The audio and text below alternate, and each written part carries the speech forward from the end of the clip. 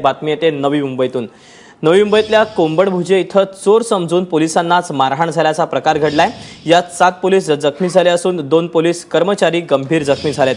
विनायक पाटील आमचे प्रतिनिधी आपल्या सोबत आहेत। विनायक, काय सगळा प्रकार आहे? कोंबडभुजे गाव जे आहे उल्व्याजवळ, या ठिकाणी मुंबईचे एसबी युनिट 1 चे अधिकारी आणि कर्मचारी आले। त्यांना या ठिकाणी खबरांनी माहिती दिल्यानुसार बांगलादेशी नागरिक मोठ्या प्रमाणात राहत असल्याचं सांगितलं होतं। त्यामुळे पहाटे 3-4 ची ही घटना आहे।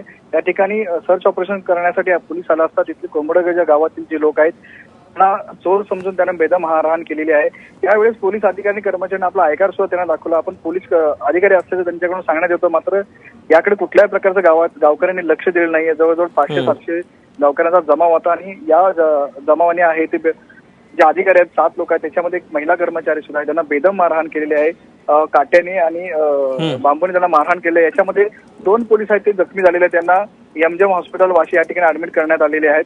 आपण पाहतो की म्हणजे अधिकारी आणि कर्मचारी असल्याचं सांगितलं, आय कार्ड दाखवलं, तरी सुद्धा त्यांनी कुठल्याही प्रकारची खबरदारी घेतली नाही किंवा त्यांचं म्हणणं सुद्धा ऐकून घेण्यात आलेलं नाहीये। विशेष म्हणजे रात्री हा सर्व प्रकार सुरू असताना नवी मुंबई पोलीस घटनास्थळी गेली। नवी मुंबई पोलिसांकडून समजावण्याचा प्रयत्न केला जात असताना सुद्धा तिकडे दुर्लक्ष करण्यात येत होतं। त्यामुळे आता या सर्व प्रकरणी आता NRI पोलीस स्टेशनला गुन्हा दाखल करण्यात आला असून यामध्ये जे दोषी आहेत किंवा जे आरोपी आहेत त्यांना आता शोधण्याचं काम आहे ते NRI पोलीस करतायत। विनायक, धन्यवाद दिलेल्या सगळ्या सविस्तर माहितीबद्दल।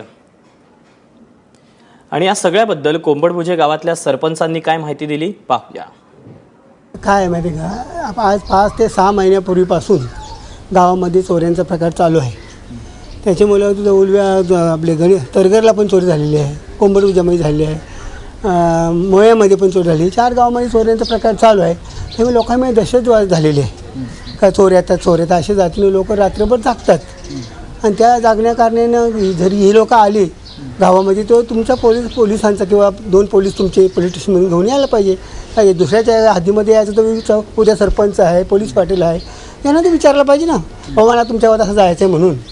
तर काय त्याच्यामुळे काही सिव्हिल ड्रेसमध्ये आले, काही लोकांना समजलं नाही आणि रात्री टाईम आहे, गर्दीमुळे काय घडलं असेल, त्याच्या वतीनं झाला आहे गुन्हा घडलेला तर काय त्याच्यामुळे आम्ही सरपंच या नात्याने मिळवतो, त्याच्यामध्ये पोलीस साहेबांची मला क्षमा मागतो।